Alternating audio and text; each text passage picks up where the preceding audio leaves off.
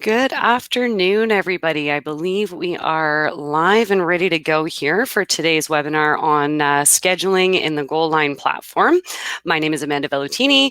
I do hope to have Robert with us today in the chat to help answer some questions, but he was having some technical difficulties and may not be able to join, so I am going to try to keep an extra eye on the chat. And a couple other housekeeping things. Just note that this webinar is being recorded, and once it's over, you'll receive an email automatically with a link to the recorded version of the webinar, and you'll be able to share that with anybody who might want to see it from your organization. You may have already noticed there is no audio connection for you to speak during the webinar, but the chat application is there. So if you do have questions as we go ahead and post those questions there, and either we'll answer them as they come in or as the topic comes up throughout the webinar. There may be some questions that we look to get back to you later on, depending on what that's all about. I am also going to try to stick to my script a little bit better than my previous webinars. If any of you have attended those, went over time a little bit. So I'm going to try to really capture this all within the hour here so everybody gets that information. So to get started, we are talking about all things scheduling in the Goalline platform. We're going to start by looking at association teams and leagues.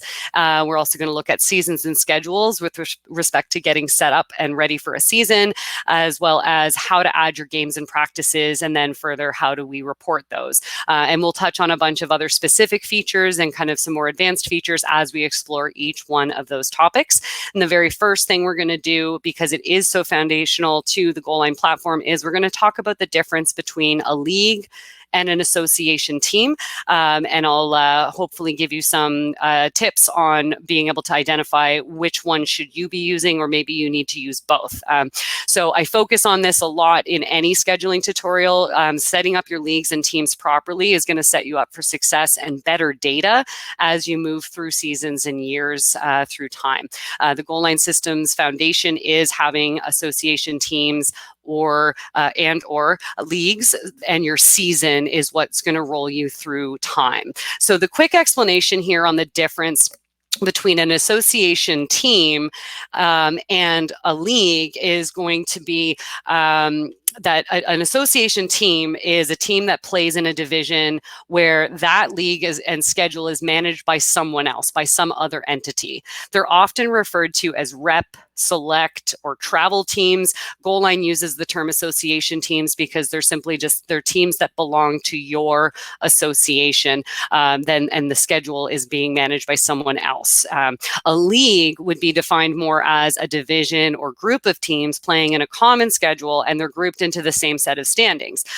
So if you are a league where associations around you come and play, then you're going to set up leagues in the Goalline system and then have teams added into those leagues.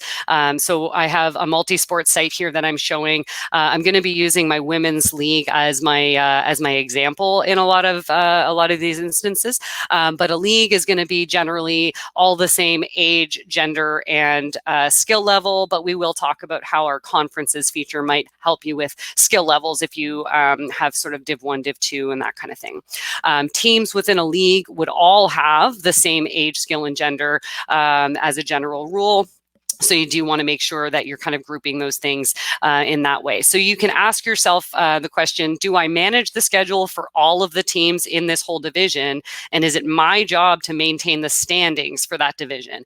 So if the answer is no, then what you have are association teams. If the answer is yes, you're going to create leagues and add teams to them.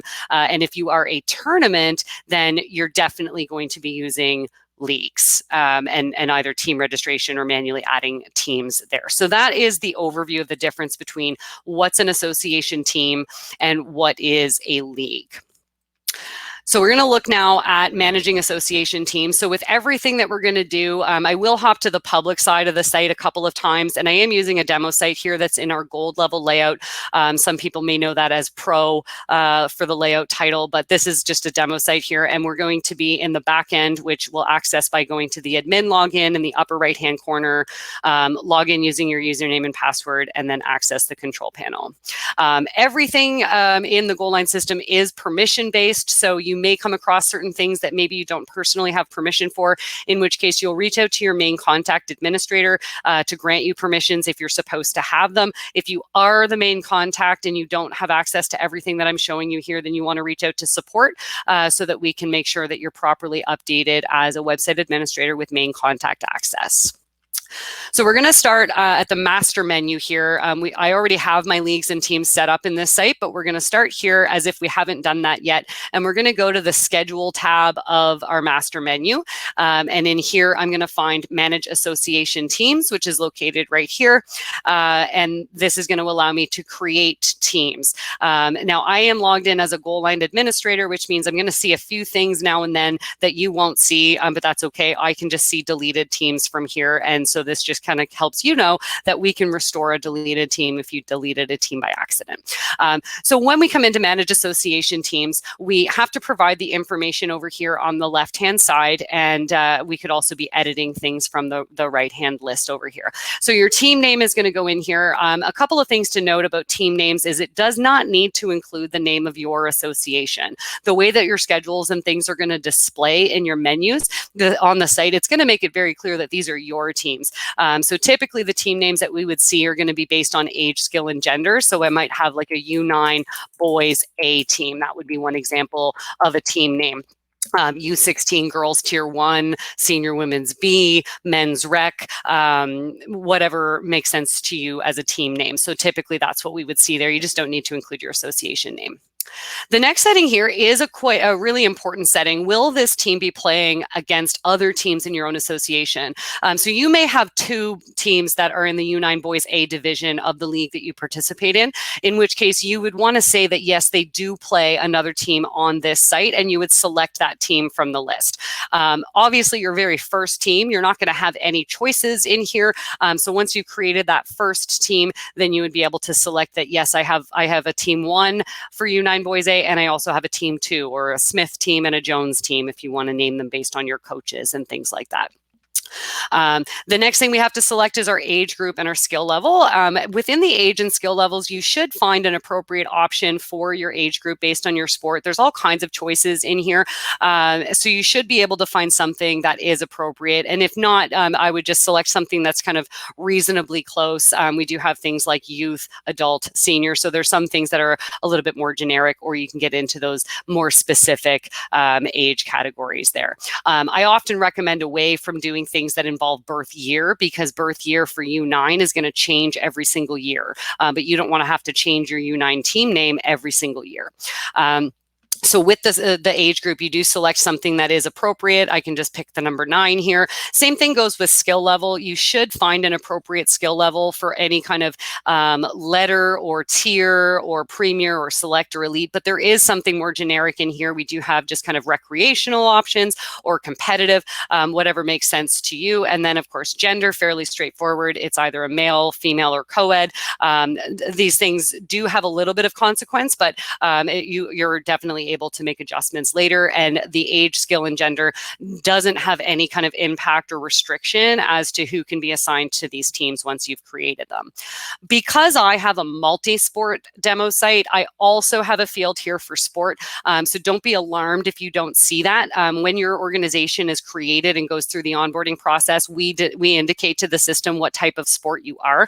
So if you're a hockey organization or a baseball organization, we just know that about you, so we don't ask you for this. Because I'm multi-sport, it's going to ask me what sport am I, and that sport selection is going to impact the terminology that I see in other areas of the site, specifically when it comes to statistics.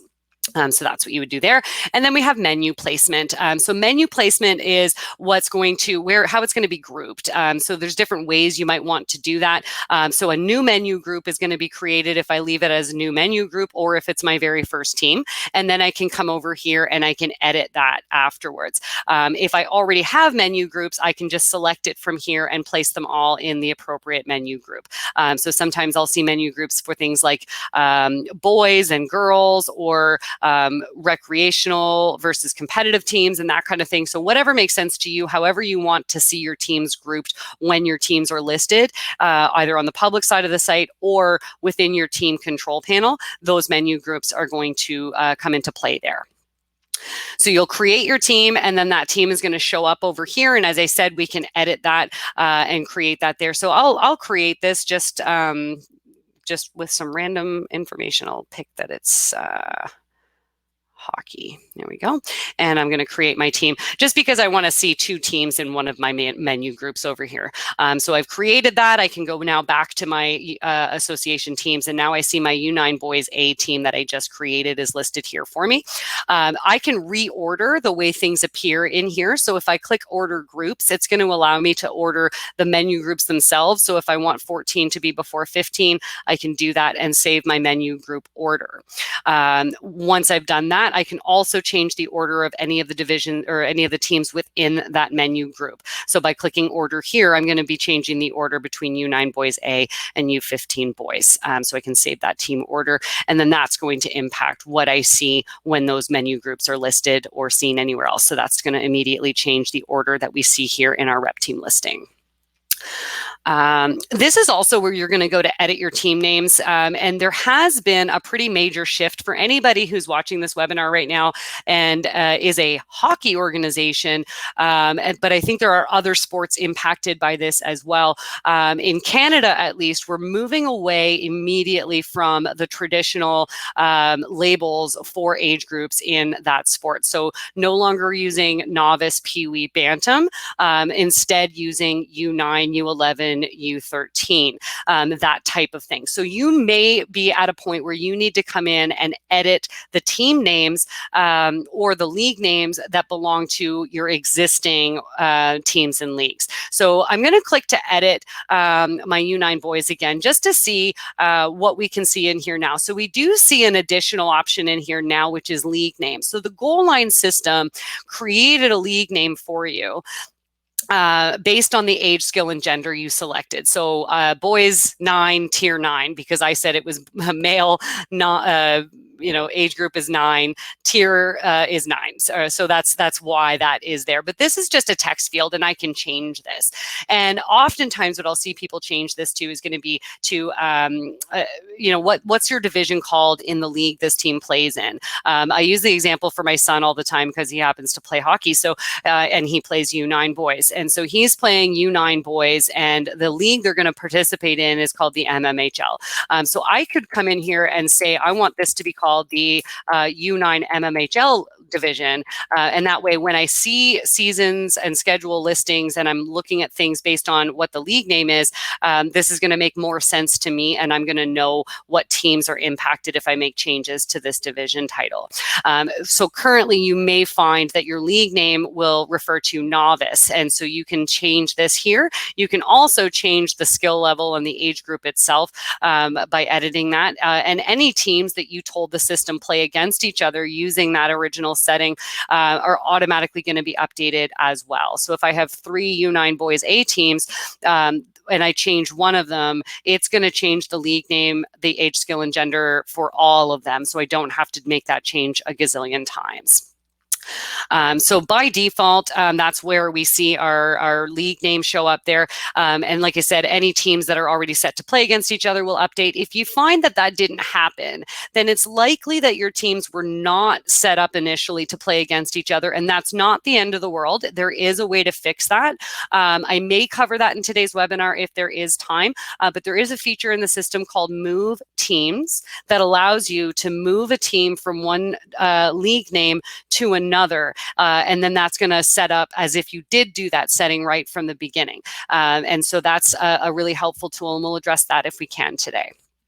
So this is how I create or edit my association teams. And generally what I recommend is that you're going to do this process and create all of the association teams that you need, and then we'll move on to the next steps of what else do we need to do to set up. So create all of your association teams and manage your menu groups, and now you're done with that part. And generally speaking, that's kind of one and done. You don't have to do that every year. You're not going to have to do that again unless you have a new association team. This year you only have 1 U9 Boys team. Next year you have 2 because there's a lot of players in that age category. So you might be going in to add a new association team. You could also go in there to just hide a team. I'll click back in there and just show you that.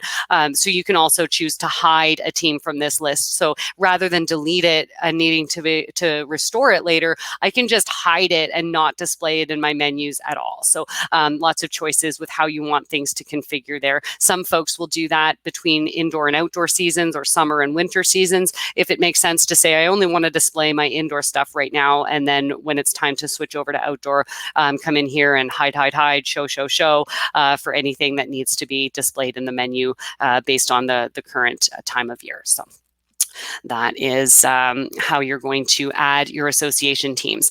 Now, sticking in the theme of association teams, we're going to talk about how do you add the teams that you play against, because as an association team, you're going to want your schedules in the system, and they should reflect who are you playing against. And so in order to manage our opposing team list, we're going to go to the team control panel for the team that we need.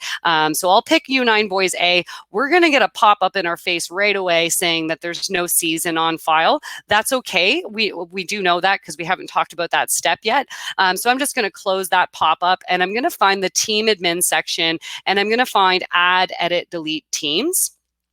And this is really straightforward too. I just need to put in how many teams do we play against. I can say, there's maybe 6 other teams in the division that we play against, and then I can go in and put in what are those teams. So we can have all kinds of team names in here, whatever makes sense. I'm just randomly typing things, but team blue, team red.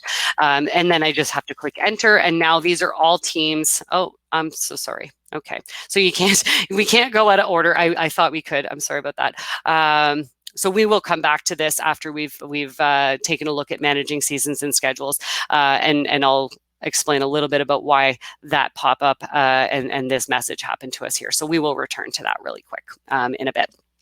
So we were talking about how do we add our association teams and leagues. So the next thing we'll look at is how do I add my leagues. So if you also have house leagues, or if you just are that league entity based on the discussion earlier on, do I manage the standings or not? You'll come in here and you'll use manage leagues. And this works very similar to association teams. You want to put in your league name. This doesn't have to contain your actual league's acronym or anything like that. Generally, what we see here is the age, skill, and gender characteristics of that division. So U12, U12 boys AA might be the division name for this. And because again, I'm multi-sport, I'm going to select the sport so I can create let's say soccer. And then my menu placement, if I don't have any yet, I will just select new, but I do have some, so I can select where they should actually go. So I just have them kind of based on sport. So I'll select that this is a soccer league, so we'll put it in our soccer group. Then the same thing goes with our menu groupings, age and skill and gender characteristics here. So this is AA, and it's U12. There is a U12 in the list if I wanted to be a little bit more specific with that. So I could find U12 AA, and if it's boys, we'll stick with male. And then we do have some additional options here on leagues where we can set a minimum and a maximum number of players that are allowed on those teams. I typically don't recommend setting a minimum here just because it's very restrictive to set a minimum, because that means if I'm going to add players, I have to have at least that minimum right away. Whereas things like team registration can also help you tackle the minimum number of players, but this is a great place to start with your maximum. So if you're only allowed to have 18 players on a roster, then maybe you want to restrict this to 18 so that no team is going to be able to assign more than 18 players to their roster. We have a setting in the system that allows you to say that players are not allowed to be assigned to more than one team, or there's a maximum number of teams they can be assigned to. So by default, this setting is going to be no, but you could allow this to ignore that maximum. An example of why you might do that is if it's like a pickup league or something, and it's not officially sanctioned, then maybe you don't care what other teams they might be assigned to. And this is only checking within your site. It's not checking across other systems. You can also set up some menu menu groups to either show or not show. So if I don't want league news, or if I don't want statistics to be showing in the league options, when I see this division on the public side of the site, I don't have to show it. I can just deselect it. You can also change the labels over here to just say what you want them to say. So the results, game results or match results, you can change up those labels. And then you'll select to create your new league, and you're going to repeat that for all of the divisions that you offer. So again, based on age, gender, and skill, typically is how we would see those grouped together. And if you're a tournament, then you're going to have those different divisions as well. So not necessarily for league play or regular season, but definitely having those divisions all listed there. So you'll repeat that, and then just like with association teams, you can edit the name of your menu groups, you can edit the order of the divisions within it, and you can order the groups themselves, and that will all impact when we select our league control panel or we have our divisions displayed publicly. That's going to impact how they're displayed. So if I hop back over to my public side and I refresh my screen because I made a change to teams. So now, first of all, my U9 Boys A team I created is listed here, and they're in a new order because I changed the order of the 15 and 14 here. Then when I get over to divisions, these are my menu group titles. And then within each of those menu groups, I have the divisions within. And so that's how that's going to impact your display there. Managing league teams we'll come back to as well, because I don't want to run into the same issue that I had with association teams. So we'll come back to how do I get teams actually in those leagues. Obviously, one of the first things you could be doing is for league teams would be to be using team registration. And if you are using team registration, then you're not going to do the manual addition that we're going to take a look at here today.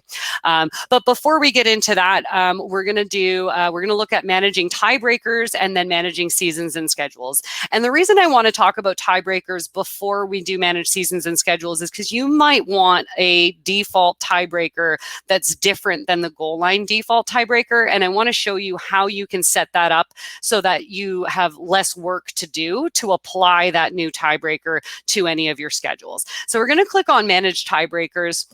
The default tiebreaker is going to just apply. So it's not necessarily going to be listed here, but you can start by creating a tiebreaker of your own. So if you have one that's specific to your tournament, you could call your tournament tiebreaker the tourney tiebreaker and put in your steps. So Goalline's default tiebreakers are points, games played, total wins, total goals for, and then total goals against. And then any ties that remain after that are just going to be randomly listed in the standings. So with let me see here. So with that, I do want to point out again, points is always the first layer, and the tiebreaker won't kick in unless teams are tied for points based on a win, loss, and tie point value. So when you're creating your tiebreaker, points is not in the list because it's the first layer always. But then once you've gotten past that and you're tied for points, now you can start setting your tiebreaker rules for a lot of different options. And so there's, things like goal differentials and best points for, points against, earliest goals. There's references to penalties and things like that. And it's important to note that if you wanted a tiebreaker that is going to use things like penalties or earliest goals or least penalty minutes, you will have to track individual player statistics so that the system will know at what time during a game was the first goal, how many penalty minutes were issued. Because if you're not tracking individual player statistics, you're only going to be entering the final score, and the system's not going to know what time those goals were scored. So there are times where a tiebreaker may be a little bit too complex. So I'm taking a look at the chat there. And so there may be situations where your tiebreaker isn't accommodated entirely in the layers here. But I do encourage you, if that's an issue for you, you can either reach out to me or reach out to the support team, and we can kind of work through what might achieve that same result. But that is something of an issue, and obviously you want to make sure that the tiebreaker is going to be following your competition rules. So whenever that's not possible, then we want to help out and see what we can do there. And I'll also point out there is an option in here for coin flip. And I just like to point out in trainings that the coin flip is done by the system using an algorithm. And so it's not going to wait for you to flip a coin and tell the system who won the coin toss. It's going to do it using an algorithm behind the scenes, and it's going to automatically be reflected in the standings. So that's just something to note there. With ties, you may have a tie that's broken, a tie that exists between more than two teams. And if that's the case, you can choose to reset your steps.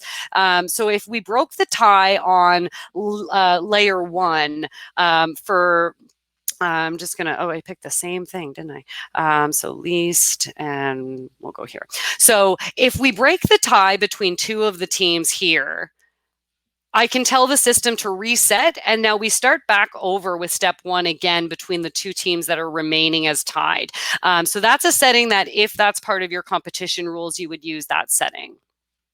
And then different tiebreakers for if two teams are tied versus when any number of teams are tied. Same idea. You're just going to put in the layers of your tiebreaker. With the tiebreaker, you can set it as your default so that every schedule you create from here on out is going to use this specific tiebreaker unless you go into your schedule details and change it. This is also where we can go to change the columns that we see in our standings. So not all of the standings columns may apply to you, and they may not all necessarily apply to your sport in the way that you would expect. So you don't have to display all of your columns in your standings.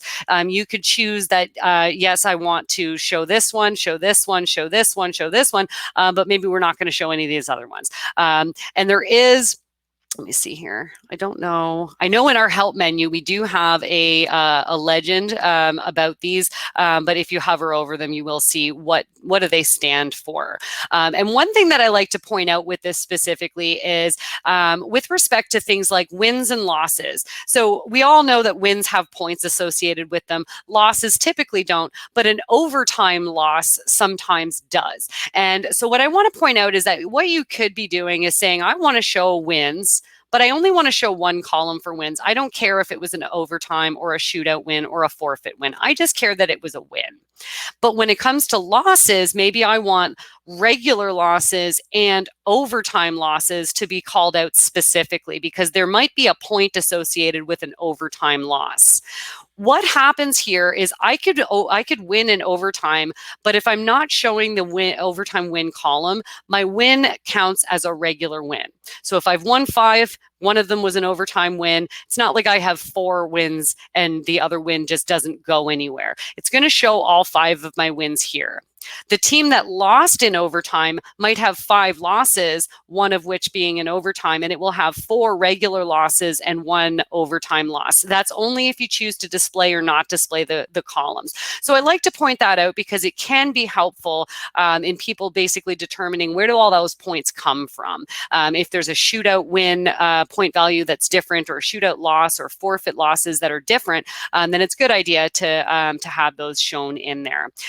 With the columns you've chosen to display, you're able to have the radio button here to say, what do we want to highlight when it comes to the standings? What column is it that I want to call out specifically? So is it wins? Is it points? So points is going to be here too. So which you obviously don't even have to display points if you don't really want to, but you could, you can have that being the highlighted column. So it's always going to determine the standings based on points, but you could say, I want to highlight the wins column more than I want to highlight the points column. So the question of if overtime and shootout losses have the same point value, what I would do, if it's the same as just a regular loss, I would just have them all showing as losses. But if they are a shootout loss, usually would also be in overtime. So I think that would just depend on how important it is to have that called out. You may want to just call out both of those columns. But when we look at reporting a game score, there is a way for you to indicate that, yes, it went to overtime, and that it was a shootout win for a certain team or not. So that may be something you want to just play with and decide what works best for you.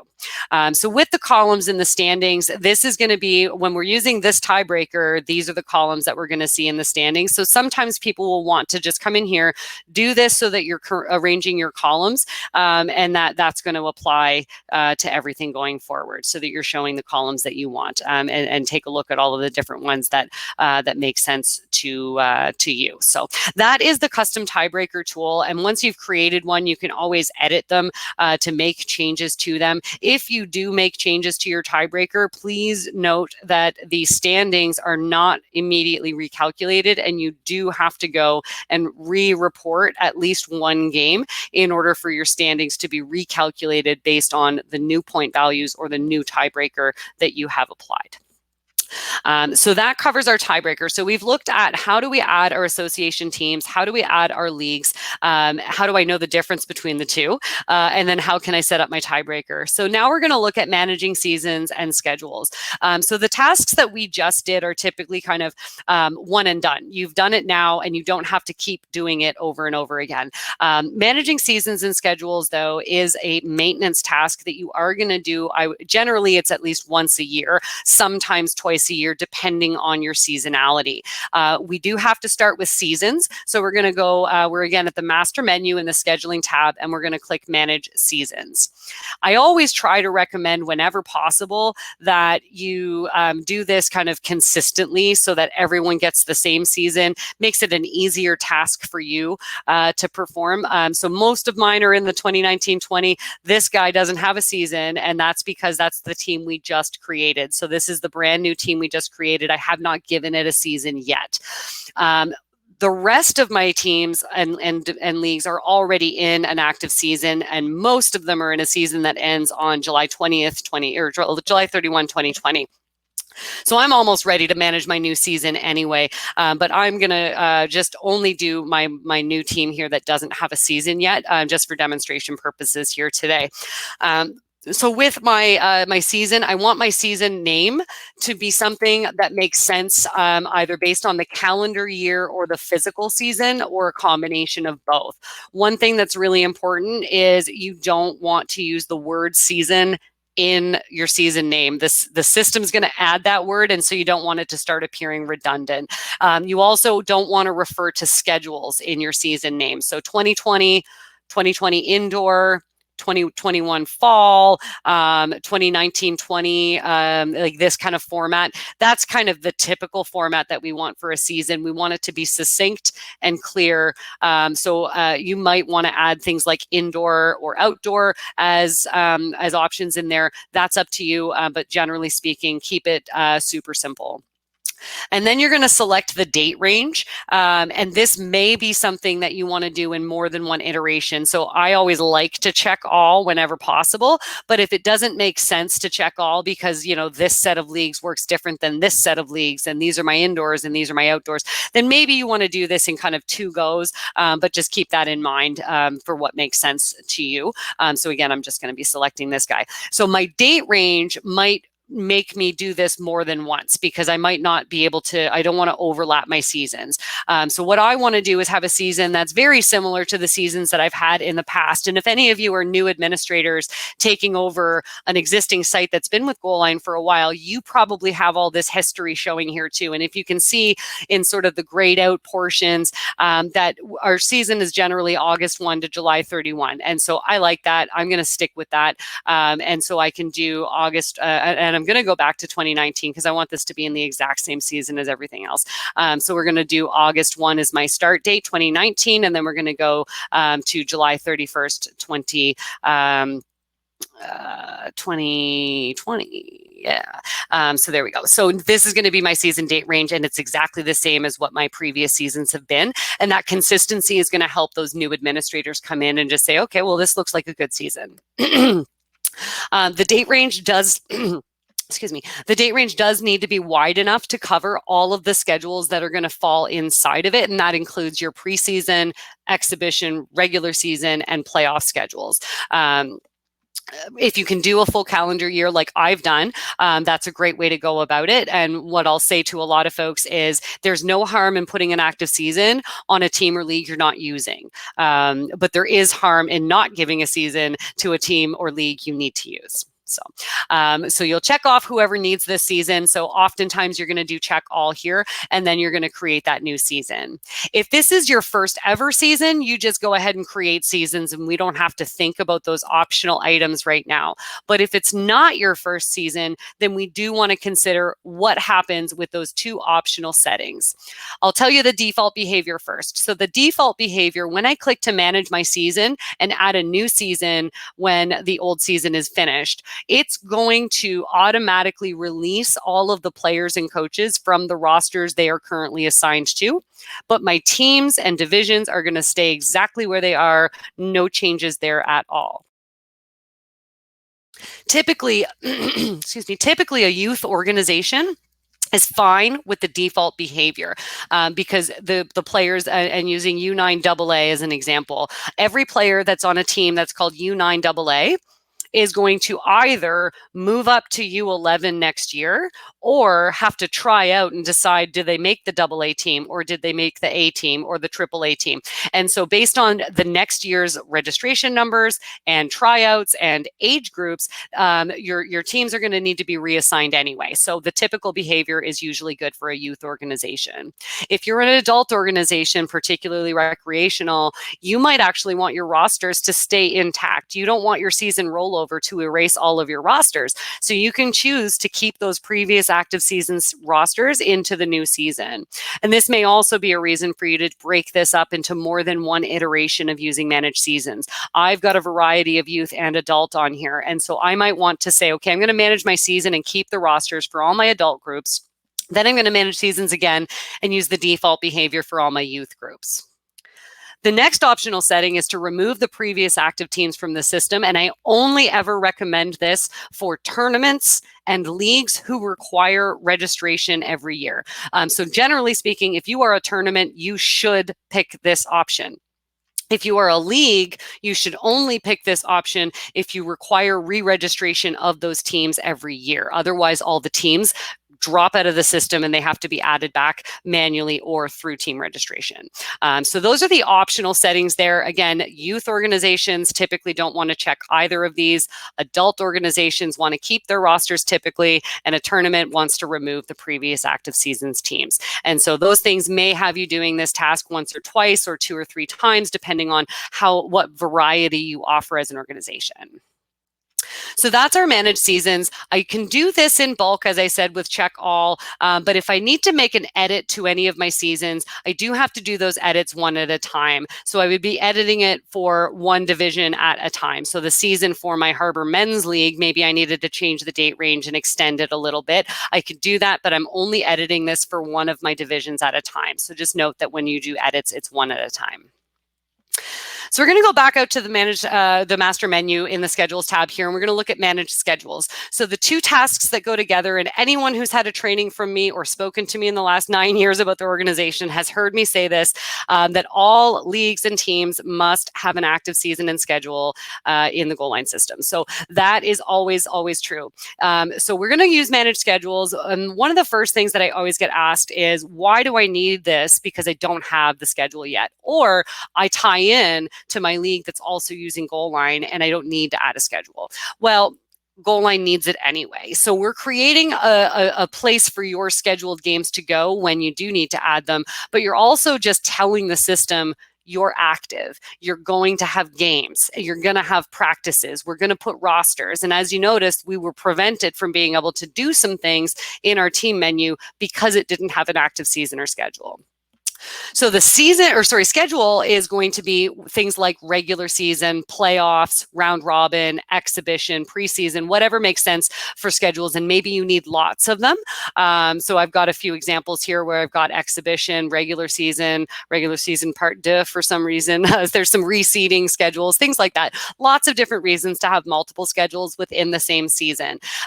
Usually you'll start by clicking regular or adding regular season. My Google Chrome fills in a lot of this stuff for me. You'll have to type that in. And then you're going to be asked about the schedule type. I do point out here, you're only going to be asked the schedule type if you have leagues. If you're association teams only, you will not have to choose a schedule type because we know that you're only putting in schedules for the purpose of adding games and you're not running the standings. So I'm going to pick that it's a standing style schedule because it is regular season. But if I was creating a playoff bracket schedule, that's the option that I would pick. I can check all here to add the same schedule to everybody. Everyone would be getting the same blanket schedule with the same blanket details. But just like with our managed seasons, there may be a use case for you saying, okay, I'm going to do all of this group and add this schedule to this group, and then I'll come back and do it again for the next group based on some of the schedule details and how much they differ. So we're going to look at some of those details here now. In the display settings, a couple of callouts here. At least one schedule, your one schedule has to be active. I usually recommend that that's your regular season schedule because that should be the one that we see first because you're not in playoffs yet. You don't want your playoff schedule to be active, and you don't want the default schedule people to see on the public side to be your exhibition schedule, for example. You want that to be the regular season schedule. Choosing whether or not you want to publish it or actually publish the standings from it, these are optional settings. You can say no to this, and you can come back in and edit it later when you're ready for it to actually be published and available for people. The next set of questions is about tracking stats. So I've alluded to this a little bit, that if you want to track individual stats, you can. You have to have rosters in the system, and that's pretty much all you really need in order to track individual player stats. Choosing whether or not you want to actually publish those is up to you. So you can track them, but not display them. I definitely don't recommend the other way around, though. So you don't want to display the tab for player statistics if you're not actually tracking those. And then there's some rookie and goalie stats that you could also be selecting. And notice how our tiebreaker is here, and whatever default I have set is going to be the default for this schedule because I haven't set any other default here. Then we see the point values for wins, losses, and ties. I've got this broken down into a few different things, and I've got some options showing here now. I do want to point out that every sport is going to have their own specific terminology here. So, for example, like you won't see the goalie questions if you are a sport that doesn't have goalies, right? So if you're basketball, for example, you're not going to have questions about goalies in your schedule details. So this one here happens to be kind of a generic multi-sport. So we see kind of a bunch of things. So we put in the point values for your wins, losses, and ties, and they are called out specifically between regulation, overtime, shootout, and forfeit. So if you do have different point values for a shootout loss or a forfeit loss compared to a regular regulation time loss, you want to make sure that you indicate that here, and that you also want to make sure that they're consistent across and that they match your competition rules. This can be changed later, but if you've already reported games, then you want to re-report any games that were reported before you change the point values.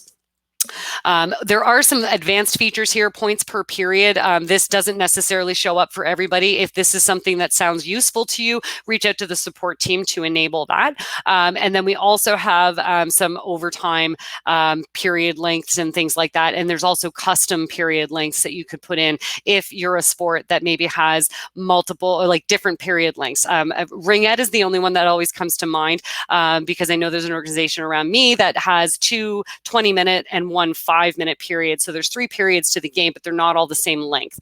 So when it comes to individual stats and timing, that may come into play. So that might be important. You're also going to see a default here that makes more sense than what I see. So the if you're hockey, your default's going to be 3 20-minute periods, but you can change that and make it your own default going forward. If you're soccer, you're going to see 2 45-minute halves, and so that language will update automatically. The next thing that's super important is going to be your allotted venue time. And this is particularly important if you're also using any referee assigning features on Goalline. But even without using the referee features, this allotted venue time will help you to prevent venue conflicts and team conflicts. So a lot of venue time might be 75 for a team that, or for a game that is 3 20-minute periods, because you also have to flood the ice and things like that. So whatever your venue time is, you can't book a game. If I have a 6 o'clock game, I'm not going to be able to book the next game until 7:15. Then we have the security options, which are the start and end date of the schedule to prevent you from scheduling games outside of the actual schedule's date range. So I usually recommend on a regular season schedule that you use the same date range that you used as a for your season. And we can see all of these schedules that we've created on the right-hand side here, and I can edit any of them, but just like all the other options where we can add in bulk but edit individually, this is going to be one of those. So if I'm going to edit this, I am editing specifically my Women's Hurricane League and my 2019-20 regular season schedule. So it's not going to impact any schedules for anybody else. It's only going to impact this one division. And what I also see here is the teams that belong to it, but we haven't added teams yet. So we'll look at that in a couple of seconds here. So that is what our schedule details are going to look like. Then from there could be some need for conferences. So actually, I can scroll down and we can look at that.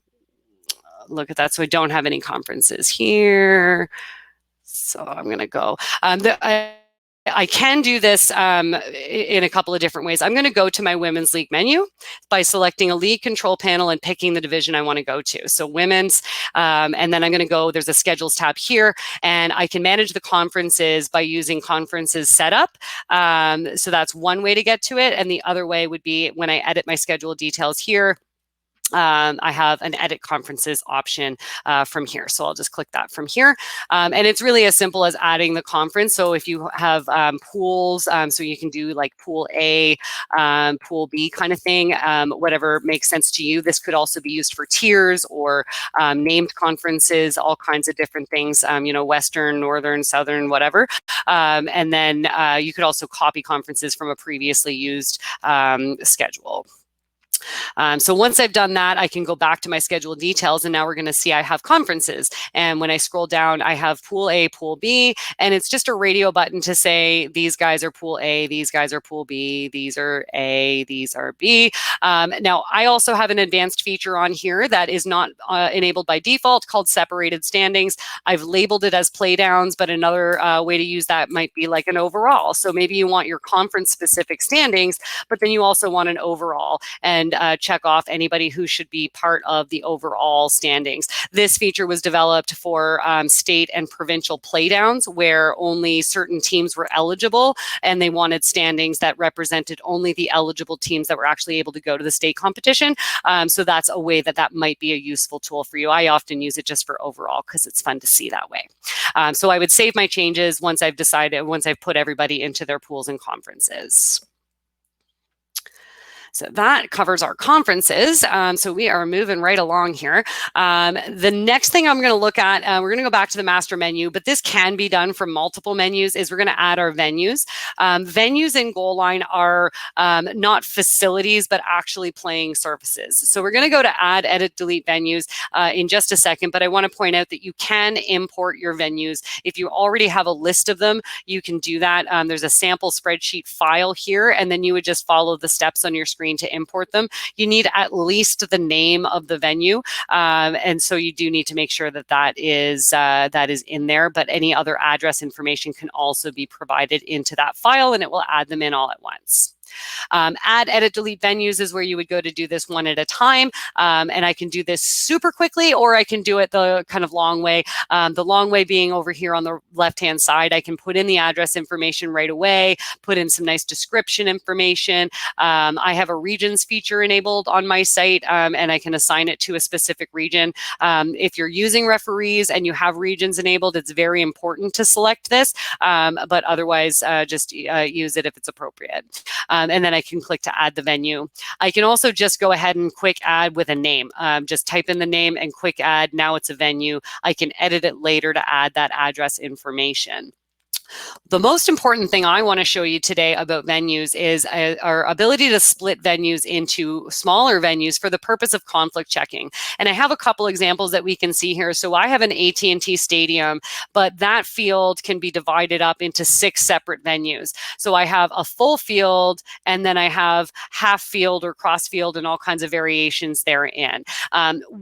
We want to make sure that if you're scheduling on the AT&T stadium, that you're not going to schedule a full field and a half field at the same time.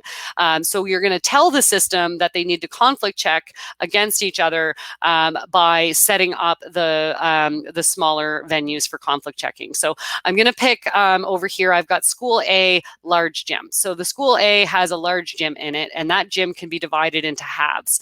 But I need to tell the system that that's the case, so that we catch the conflict in the schedule.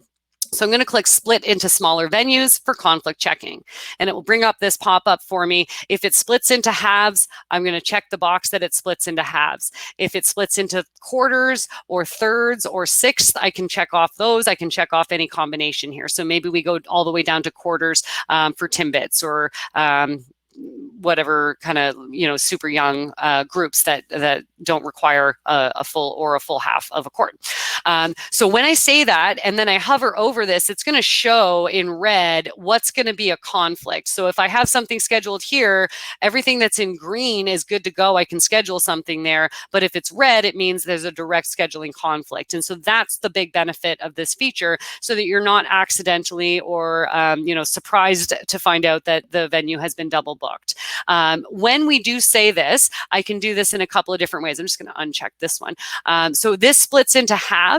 If I already have the venue in my list, I can go down here and find it. So this was School A, large gym.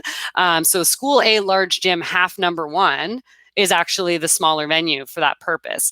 If I don't have them in the system yet, I can click new venue, create me a new one. And it's going to create a new venue for me automatically. So I don't have to go in and add those kind of smaller configurations myself. I'm going to cancel that, and we're going to pick the one that's already in there. So School A, gym, half 2. So we got half 1 and half 2, and I'm going to save my changes there. And so that's going to tell the system that when we book on School A, large gym or full field or full ice, whatever label it is that you use, we know that we're going to have a scheduling conflict if we have something scheduled at half number 1 or half number 2. So that's a fantastic feature to use to prevent a lot of hassle with scheduling conflicts, especially if you have a variety of playing surfaces that you kind of go between. So half ice hockey or 7-a-side soccer, mini basketball, things like that. So that covers our venues. So now we're almost ready to start scheduling games. But of course, we don't have any teams to play against in our opposing team list yet, and we don't have any teams in our leagues. So we're going to go back into our U9 Boys A now that we've oh, I did not actually finish that task, so I'm just going to pick somebody else. So we'll go into our team menu, and I'm going to select Add, Edit, Delete Teams. And I come in here and I can say, okay, we have a couple other teams to play against. So there's 2 additional teams this year. And so we're going to play also against blue and red. So when I click enter, it's going to add those teams to my list, and I'm going to be able to schedule games against any of these teams. So we've got our opposing teams listed now, and I can go in and add games between my team and any of these opposing teams. I'm going to do the same thing. We're going to hop over to our league control panel and show you if I'm not using team registration, I would do a similar thing. I would go to manage teams, and I'm going to enter how many teams need to be added here. So if I want to add 2 more teams, I would add 2 more teams, and I can add again, we've got red and blue. So I can do that and add those teams to the list. And as we can see here, those teams are all listed here automatically. The jersey color obviously is optional. It's helpful, but it's optional. You don't actually have to include that. And any team that already exists here, I can go ahead and select to edit that if I do need to change the team name or add, any other information that might display on the team pages that we see on the public side of the site. So team logos and team pictures, or just the team team name itself. So that's how we're going to add the teams that either belong to a league or that we're going to play against as an association team. Now we can add practices, and now we can add games, and we can do that from a variety of different places as well. So schedules from the master menu, if I do want to add practices or add games or upload a schedule file from the master menu, I can do that for any and all of the teams and leagues on my site. The more restricted I am in my menu, the more restricted I am in who I can add things for. If I go to a league control panel, I can only add games or practices for teams that belong to this league. If I go to a team control panel, I can only add games or practices that involve that specific team. So your restriction is just to protect you from scheduling, teams that don't belong to you. In the division that you're managing. If I go to add, edit, delete practices here, I'm going to select the team that I want to schedule a practice for. So I just pick whatever team it is in the list, and notice how every single team available to me, including league teams, is here because we're at the master menu. So I would select the team, I would select the venue, the practice type, which could either be full, half, shared, or off venue. Off venue still does require a venue, and it would still perform a conflict check. But full ice venue, or full venue, I should say, means that I can only schedule one team for that practice at that time. Half means I can schedule up to 2. Shared is any number of teams. And then in our site configuration that you'll find in communication tools, you can actually enable or disable a shared practice conflict checker, so that if you have a bunch of teams that are sharing the same facility for practicing, but they have staggered start and end times, you're going to want to disable the conflict checker on shared practices, and just note that it's not going to take away any of the other conflict checking that Goalline's going to do for you. It's definitely going to check everything else, like team conflicts, venue conflicts, all of that.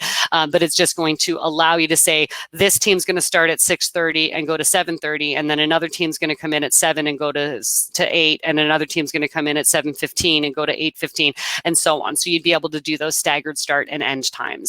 Obviously, we need to pick a date, a start, and an end time. We can include details if we want to, and if we do include details, we can choose to show them on the site or not. And then we can also set up a recurring practice. How often does it repeat, and until when? So if you did want to say that, every Monday at 5, we're going to have this practice, you would set up that recurring practice and say we're going to set that up to recur until, September 30th or something to that effect.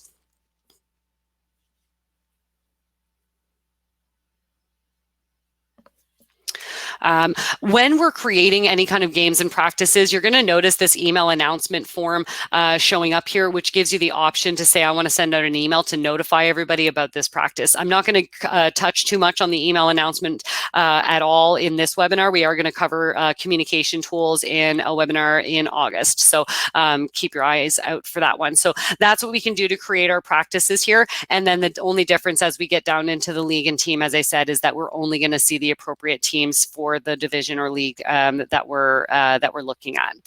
You can also add schedule or add games from the master menu. When you do that, you have to select the division immediately. And so keep in mind that that league name behind the scenes for our association teams is a factor. And then we select what schedule is it part of, and then we can select that. And then it's going to allow us to create our games using with a visiting team and a home team. No opposing teams to select from there.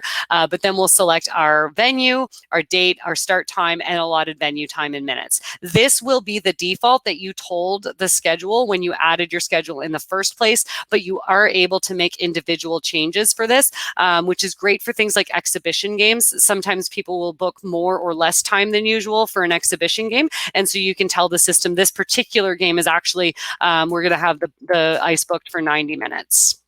You can choose details and show those publicly as well. And then when you go to create it, you'll just click to create the game. And then you'll have some filter options to see those games on the right-hand side. So this was me starting at the master menu. But again, I can do this from any number of menus. So I can go to my Women's League control panel, and I find my schedules here. And I've got my regular season, my exhibition, my regular season part 2, and my playoffs. So I've got lots of schedules to choose from. If I'm going to add a game, what schedule is it part of? I'm going to click add, edit, delete games for whatever schedule it's part of. So I'll click on here. And we'll see, this is also where I would go to edit the individual details of a specific game. So we have a game scheduled tonight between Lightning and Blizzard. I can make edits to that if I need to. So whatever details need to change, they're currently at Scotia 1, maybe they're going to switch to Scotia 2, or maybe we have less time than usual, or whatever details need to be in there. I could also be coming in here to change the game status because something happened. Maybe it's canceled. Maybe it's going to be rescheduled. And so we're all familiar since March about having to cancel a lot of things. So using the game status to say that it's canceled or that it's to be rescheduled could be very useful. It keeps the game in the system in your list of games that you can edit, but it's no longer going to show up as a game like today on the schedule. Excuse me. So that covers how we can add a game manually, and then you can also upload schedules. So uploading a schedule file, again, can be done from all three of our menus, so master menu, league menu, or team menu. And again, we get more and more specific on what you can upload at those different levels. If I have my schedule for all my leagues and teams in one file, go to the master menu. If I only have my Women's Hurricane Inlet League here, I can come to this menu, but I can still do it from the master menu.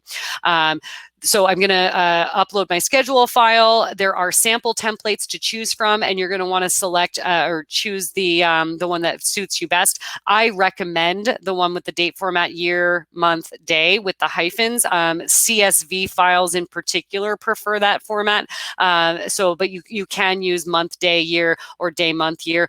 Those are, I find, problematic just because of my own mistakes that I've made with those, mixing up month and day. So to avoid those errors, year, month, day is usually a really safe one to use. And I do have my schedule upload file here. So I just wanted to point out a couple of the pieces of really important information. Obviously, we need team information. When does it start? What time does it start? What is the duration? You could, instead of duration in minutes, you could have an end time to say that it's going to end at 9:15 p.m. That's entirely up to you, but the duration in minutes is the default there. If you have details and you want to show them, you can include that. Because I want to do this from the master menu, or just want to make sure that I know who it is, I'm putting in my league name.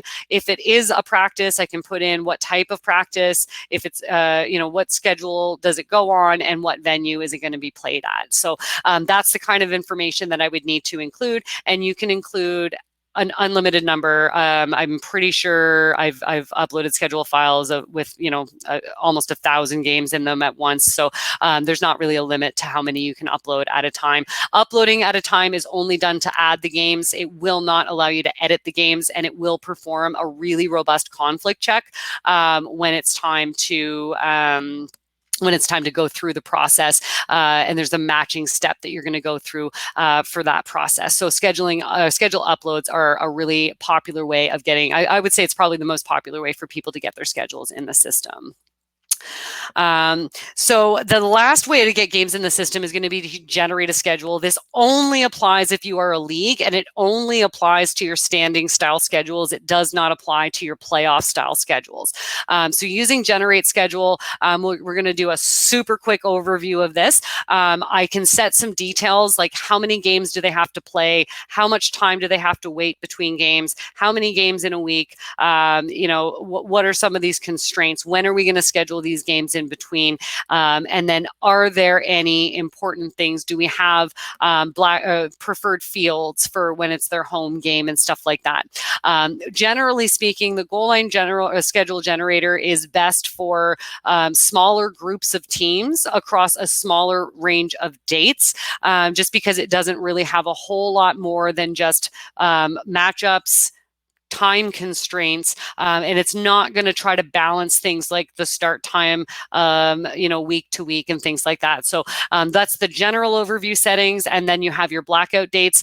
So even if you wanted to put a time slot in, you can tell the system that there are some specific blackout dates, and they can be either for everyone or for a specific team. High school sports will often, or high school age sports will often put in blackout dates for exam weeks or graduation weeks and things like that. Then you get into the time slots. So time slots go in per venue.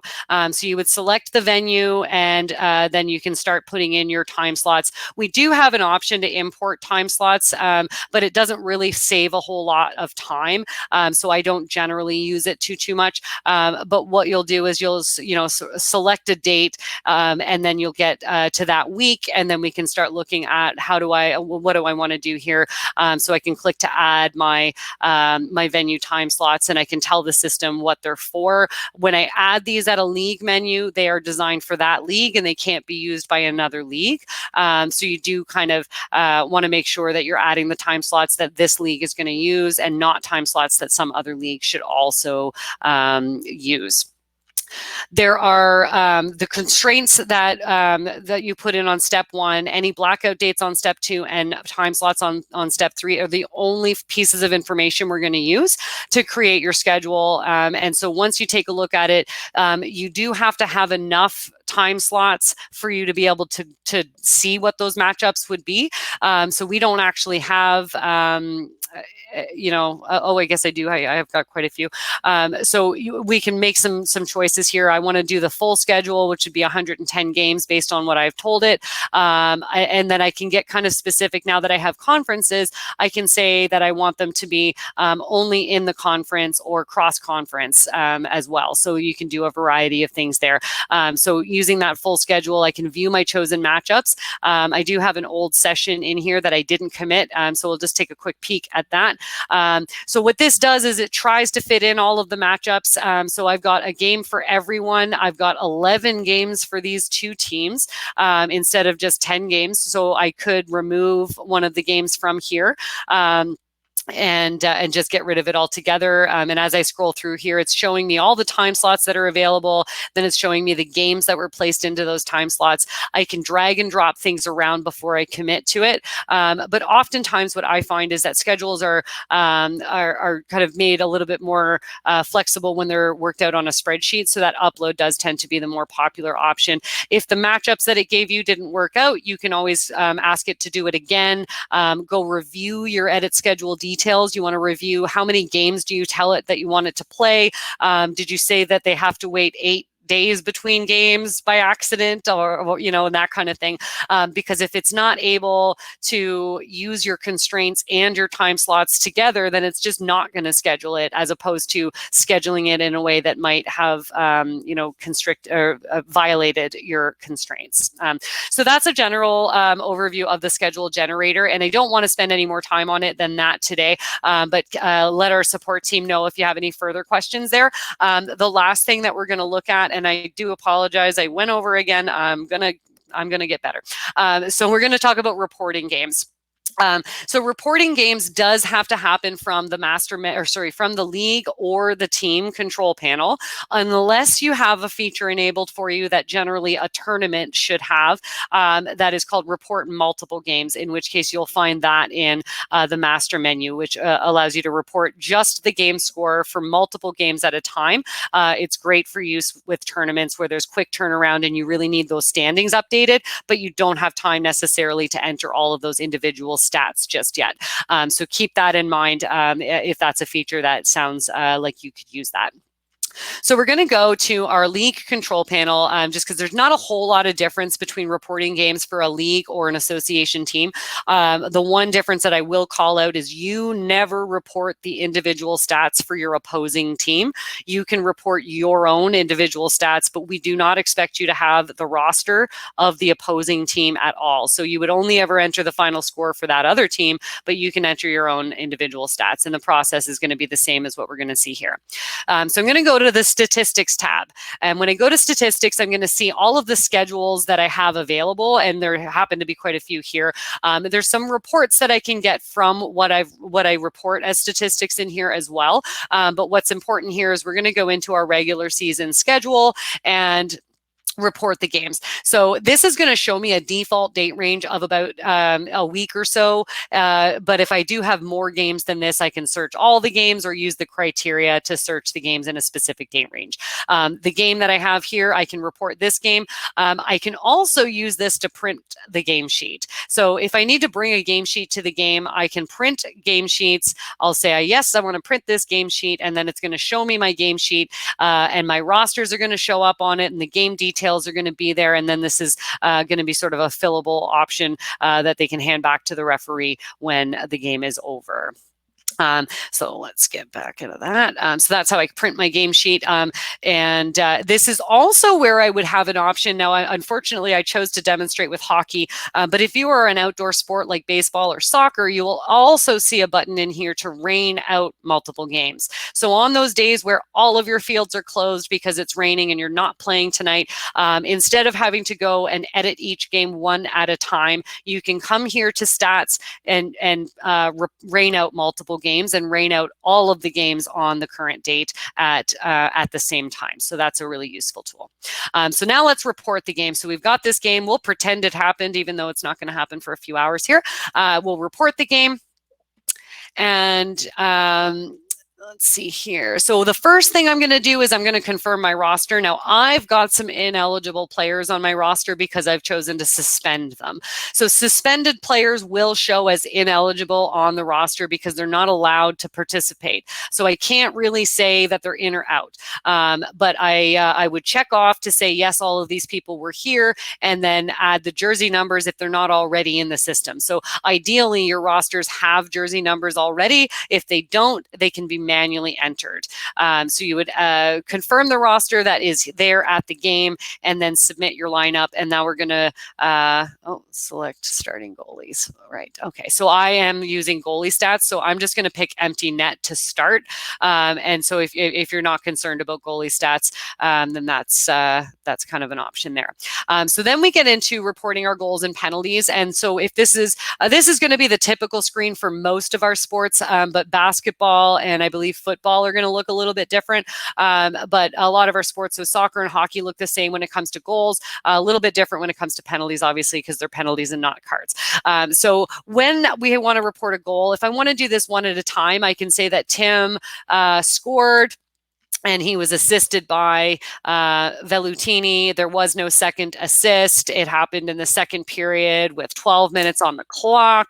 It was a normal, even strength goal, or I can say that it was a power play goal or shorthanded goal or game tying, game winner, whatever you want to do there. And then I can enter that goal. So now it's 1-0. So this is assuming that I'm doing it while the game is kind of going on, but I could also do this afterwards by selecting to enter all goals.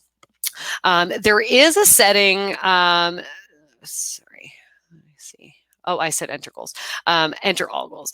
So there is a setting. There's a question in the chat about not collecting necessarily times and things like that for goals. There is a setting I know for sure for soccer that lets you not report the time for cards and things. So I would have to look at whether or not there's a setting specifically for that in other sports, but typically it does require you to enter the time.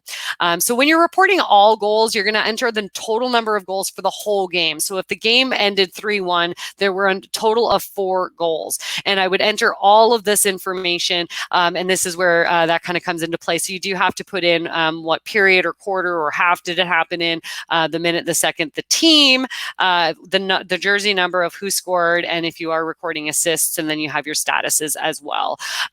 You can do a similar thing for entering discipline action. So if it is cards or penalties, so I can do penalties one at a time. So I can say that, Tim got a, charging 2-minute minor, or maybe it was a major or a double major or whatever. This terminology is based on your sport. So that would change if you're a different sport. So in soccer, we're going to see cards. Was it a yellow card or a red card? And what was the infraction? What was the reason for the card? And then you can also enter all penalties if you wanted to enter those all at once. So there were only 2 penalties in this game. So I can put in those infractions here. So that's really what it takes to do your goals and penalty reporting. And then if you are a sport that has goalies and you've chosen to record goalie stats, then you could come to this screen and also manage your goalie statistics. So if you have two goalies and they switched out halfway through, or if there was an empty netter, if the goalie left the net and left the net empty for a while, you can put in the kind of number of shots they took, so that save percentage can start calculating and things like that. So if you are doing that, you would see that on step 3. If you're not doing that, you won't see step 3 at all, and that will just go straight to the final step, which is to end the game. And this is where some of that overtime stuff comes into play. If you do have overtime, you would know, like this just says period number 4, because my schedule details has 4 periods, but it would be, period 1, 2, 3, or OT number 1, OT number 2, however many overtime periods you said it has, what was the time on the clock, and then if there was a shootout, who won the shootout. And so as long as the game ended in overtime, and then you selected a shootout winner, from the question that was asked earlier, I believe that would count as an overtime win if you're not also showing shootout wins in your standings. And then we see this option here to lock the game to prevent future changes. So oftentimes what I would see is a process where there's a coach responsible for reporting the game initially, and then they submit that game sheet to a league coordinator or a convener or someone else who's going to verify it against the actual physical game sheet.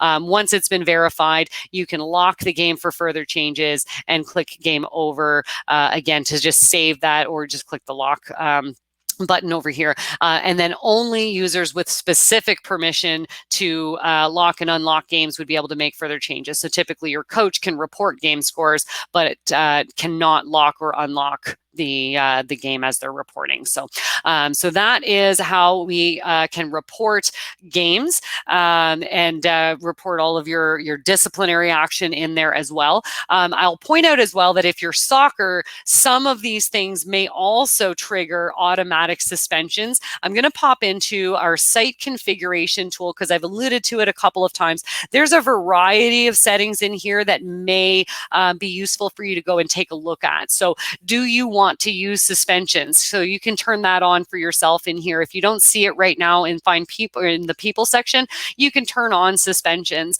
If you do have a soccer as your organization, you're also going to be able to set up some of your automatic card or automatic suspensions. They're in here somewhere. This is where is it? Maybe I don't have it on mine, but let me see here. Suspend.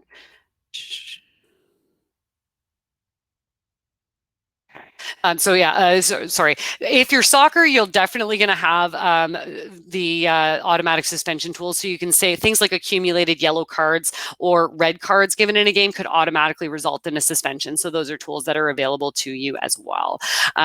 So lots of things that you can do when it comes to scheduling. So just to recap, for those who are still here, and thank you so much for sticking around. Your success on this and the kind of data that you get and kind of the quality of what you see from year to year is going to be really dependent on being set up correctly when it comes to association teams and leagues, and also using those tools for seasons and schedules really appropriately.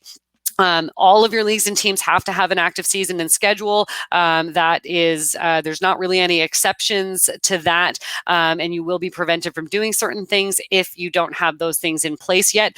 So that's just a great idea to do sort of in the in-between or off-season portion of your year, which with a lot of indoor facilities and summer hockey and things, there's not a whole lot of downtime for sport organizations at all anymore. But just keep that in mind, that you're going to want to find a time that is appropriate each year to manage your season. Your tiebreakers, your conferences, and other settings are going to allow you to manage your association really well within your competition rules. And again, if you're not finding a way to account for your own rules, contact our support team and we'll see what we can do to work out the right options there for you. And then adding your schedules, of course, there's lots of variety in how you can add and report your games. And just note that you no longer have to maintain standings and things manually. No more sport sport math for people doing on the sidelines of a tournament and that kind of thing. Because as long as we have those schedule details set up appropriately, then the system's going to do it for you, just by virtue of going and following the steps we did today to add a game and then report it. So once we have that, we start to see our standings show up. So let me just click on standings here. Let's do regular season. So I've only got one game in my regular season schedule. It's in there right now. One game played, so we have a winner and a loser. We've got 2 points here. So this is kind of what you can expect, and your customized tiebreaker is going to change what you see in there. And I didn't touch on this at all because I do plan on either having a special specific webinar on this topic, or I'm going to be releasing a video on it at some point. Here we go. But we do have really robust playoff schedule tools as well. And I just wanted to kind of give you a demonstration of what that can look like. So feeding schedules from regular season to playoff or round robin to championship rounds. That's also available, but that's kind of a tutorial and webinar all by itself, but some really fantastic options and neat ways to get that set up. And again, less sport math for you to have to do as your events are kind of underway. So that is about it. There's one question I think I didn't address for Craig there. How do we enable rain out for your league? So your sport is broomball. I am going to have to look into that because I'm not sure. I know that it works. Rain out is definitely an option on a sport that we know for sure is outdoor. But I'm going to go and take a look at things like broomball. And I know that sometimes lacrosse might also be played on an outdoor situation. So I'll take a look and see what we can do about that for any sport that is not always an outdoor sport. So like football, rugby, soccer, baseball, you're covered. You can definitely rain out your games because we know you're typically playing outside. But hockey, ringette, basketball, there's not a rain out option for those specific sports. So that's it for me. If there are any questions, I know we've run over time, and I do appreciate your patience to stick around here. I can stick around for a couple minutes. If there are any additional questions, throw those in the chat. If you have any, if you're not sure what your questions are until you play around yet, that's understandable as well. I will point out there's a couple of ways to get in touch with us. So when you are logged in, you're going to see your help option here. You'll also see an option right here to create a case, and that's going to take you to our case creation system, and it's going to ask you to go through our knowledge base first, and then you can choose to contact support. Selecting the help option is going to take you to, it's a bit of our older system here, pretty familiar to most of the people on the call today, I think. But our searchable help menu is there, and we do have some webinar recordings in there and some good information. I believe there is good information on creating playoff bracket schedules in the help menu already. We just haven't had a webinar on it just yet.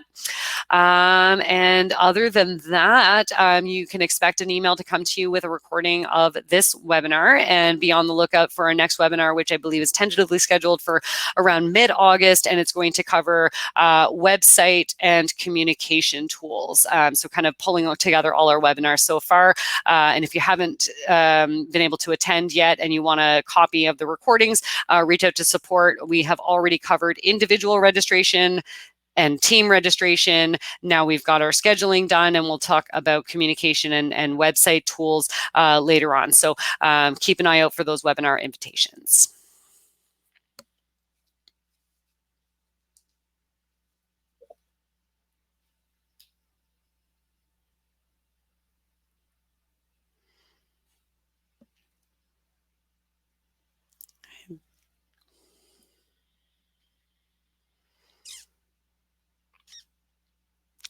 Thanks so much, guys.